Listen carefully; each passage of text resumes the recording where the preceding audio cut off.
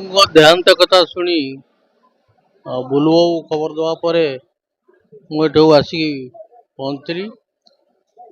ବାରିବାବୁଙ୍କ ବିଷୟରେ କିଛି କହିବା ଆବଶ୍ୟକତା ନାହିଁ, କାରଣ ବାରିବାବୁ ହେଉଛନ୍ତି ଓଡ଼ିଶାର ଜଣେ ଜଣାଶୁଣା ସୁପ୍ରସିଦ୍ଧ ବ୍ୟକ୍ତି, ଯିଏକି ହିନ୍ଦୁ ମୁସଲମାନଙ୍କ ଭିତରେ ଭାଇଚାରା ସୃଷ୍ଟି କରିବାରେ ଅଦ୍ୱିତୀୟ ବ୍ୟକ୍ତି।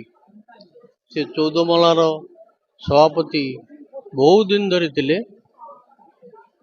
ରାଷ୍ଟ୍ରପତି ପୁରସ୍କୃତ ଏ ଭାଇଚାରା ସୃଷ୍ଟି କରିବା ପାଇଁ ସେ ରାଷ୍ଟ୍ରପତି ପୁରସ୍କୃତ ହୋଇଥିଲେ। ବ୍ୟକ୍ତିଗତ ଭାବରେ ମୁଁ ତାଙ୍କୁ ବହୁତ ଥର ଭେଟିଛି, ବହୁ ମୁସଲମାନ ନେତାଙ୍କୁ ମଧ୍ୟ ମୁଁ ଭେଟିଛି, କିନ୍ତୁ ବାରିବାବୁଙ୍କ ଭଳି ଜଣେ ଅଦ୍ୱିତୀୟ ମୁସଲମାନ ନେତା ଓଡ଼ିଶାରେ ବିରଳ। ଆଜି ତାଙ୍କ ଦୁଃଖରେ ମୁଁ ମର୍ମାହତ ଏବଂ ଆଲ୍ଲାହଙ୍କ ପାଖରେ, ଈଶ୍ୱରଙ୍କ ପାଖରେ ପ୍ରାର୍ଥନା କରୁଛି ତାଙ୍କର ଆତ୍ମାର ସଦ୍ଗତି ହଉ।